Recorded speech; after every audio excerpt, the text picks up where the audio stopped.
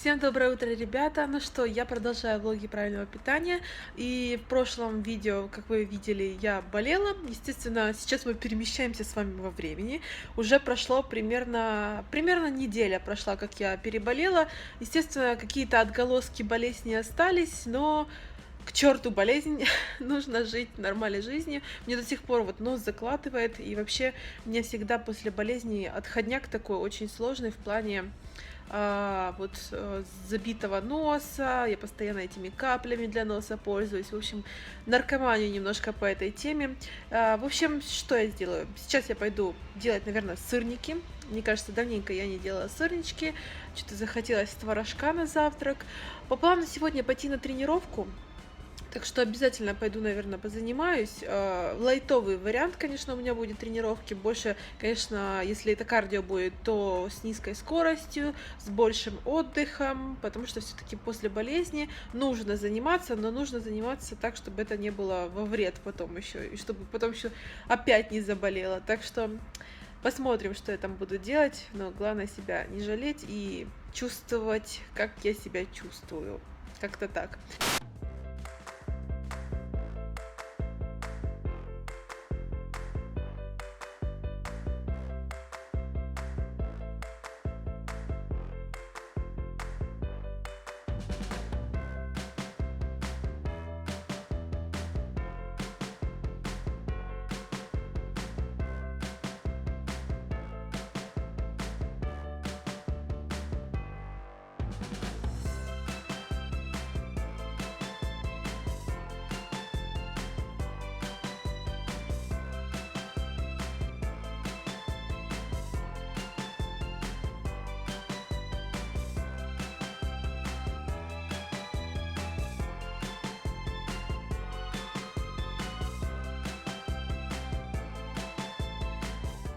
Вчера я делала уборку, целый день как-то убиралась, хотелось более-менее навести порядок в квартире, потому что наша квартира, честно, выглядит как какой-то вокзал. Ну, вы видите, да?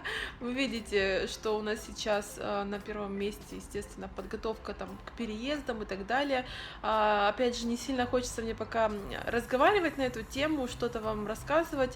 Дело в том, что не то, что я не хочу что-то рассказывать, а просто мне хочется, чтобы цель была целью, а не то, что ты о ней говоришь, и якобы в твоей голове ты уже исполнил эту цель. Ну, в общем, у меня немножко такое представление, поэтому мы готовимся с Тимой. Естественно, завтра мы не уезжаем, это все длительный процесс, но, как вы поняли, да, уже все практически на финишной прямой, ну как на финишной, ну, в общем, готовимся. Вот этого малыша, помните, да, мы съездили с ним в Таиланд, а вот этот 2 чемоданчика мы их купили мы их уже очень давно, может быть, месяца 3 назад, вот. Мы всегда знали, мы когда в Москву приехали, мы знали, что мы здесь не останемся, то есть у нас не было такой цели. Это как такая затяжная пересадка у нас оказалась. И мы сразу купили себе чемоданы, чтобы помнить, что это не конечная наша точка, что у нас дальше планы есть, и они продолжаются. Мы сразу купили себе чемоданчики, и вот потихонечку я там складываю вещи, которые я точно хочу с собой увезти. По пакетам я разложила вещи, которые мне нужно отдать, скорее всего, не знаю, как-то в какие-то детские дома, наверное, отдам, я не знаю, нужно как-то придумать. Ну, в общем, я уже отдавала здесь вещи в Москве, куда-то девушка приезжала, в общем, забирала для нужды какой-то, там у меня обувь, в общем, так что собираемся, потихонечку собираемся, и я надеюсь, как только я вам все расскажу. Так, чтобы приготовить сегодня на обед. У меня тут есть какое-то мяско странное, непонятное, не помню, что это. Еще, по-моему, курица есть. Наверное, приготовлю я вот такую рыбку. Вчера купила, сейчас разморожу. В такой комнатной водичке поставлю. Вот с самого утра поставлю, чтобы к обеду она у меня разморозилась, была мягкая.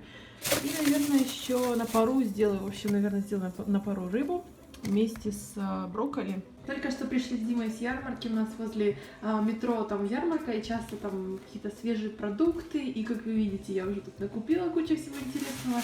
Здесь у меня килограмм творога домашнего, я думаю, Я быстренько его оприходую. Морковки немножко, здесь разные виды зелени, петрушечка, в общем, редиска. Боже мой, наконец-то хоть что-то свежее в моем блоге, а то постоянно то какие-то замороженные продукты, то какая-то зелень непонятная, поэтому вот вам, да, я ем свежие продукты, наконец-то они появились уже на прилавках.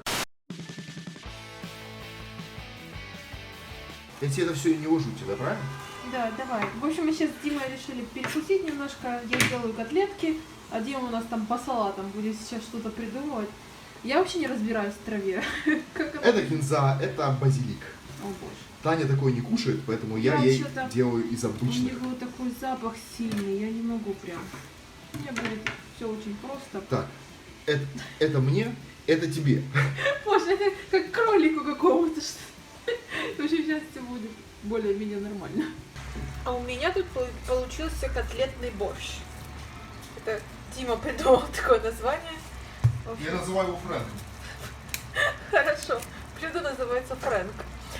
Просто обычные котлетки из фарша говядины. Там я немножко поджарила лучка и моркови, соли немножко, лавровый лист. И все это дело потушить. В общем, обычные котлеты с подливой, но у нас, как обычно, они необычные.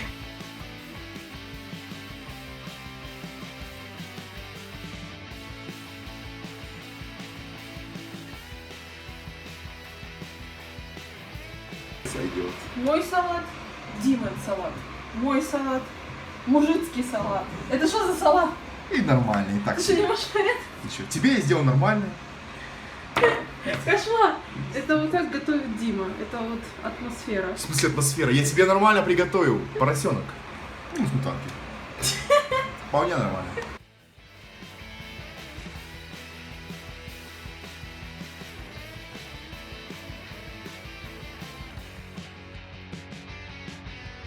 Посмотрите, какую красоту мне только что привезли.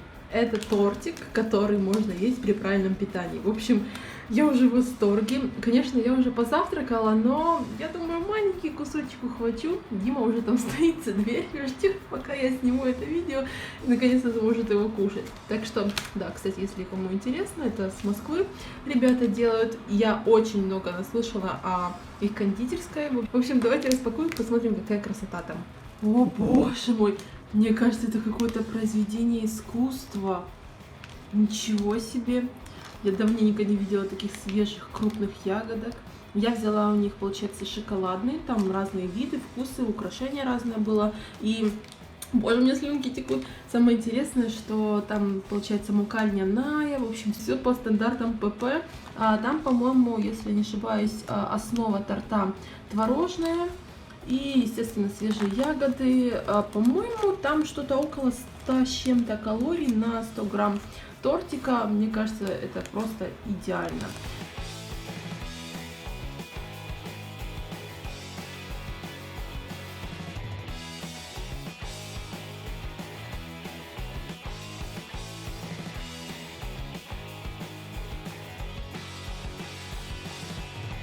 Пора что-то перекусить. Мы с Димой пошли прогулялись там по торговому центру. Я хотела снять там наряд дня. В общем, модница там нашлась. В общем, если вы помните, я размораживала рыбку с утра еще, и она мне уже разморозилась за это все время. И я решила просто, видимо, сделать ее на пару вместе с брокколи. И у меня еще есть там консервированный... Как это называется? Как это называется? Как это называется? И еще у меня есть там консервированная фасоль, так что к рыбке, я думаю, будет в самый раз. Ну, буду делать. Я не разбираюсь, честно, в сортах рыбы. Какой у вас любимый сорт? Но я вообще люблю, конечно, лосось. И в основном тот сорт рыбы, где меньше всего косточки, естественно. В общем, самый дорогой. И вот такая у меня фасолька будет. Фирмой Heinz, да, если так правильно назвать. Я вообще люблю больше белую фасоль. Ну, там ее совсем немножко будет. Сейчас у меня еще тут размораживается замороженная брокколи. Конечно, лучше было бы, если она была свежая, но не всегда в супермаркетах ее можно найти. В общем, я так ее немножко выжимаю. И прям вот так вот сверху кладу на рыбку. Я думаю, они подружатся вместе. брокколи и рыбка, мне кажется, вообще идеальное сочетание. Если на сушке, тем более, ну не то чтобы на сушке, а на питании, когда вы хотите понизить жировую прослойку, вот, мне кажется, вот это идеальный ужин. Вообще больше ничего не нужно, просто взяли какую-то зеленушку, допустим, или просто легенький салат себе сделали, рыбку на пару и все, зашибись. Вау, боже мой, какая красота! Мне кажется, это даже просто так красиво выглядит. Так что сейчас буду накладывать, и пахнет все суперски просто.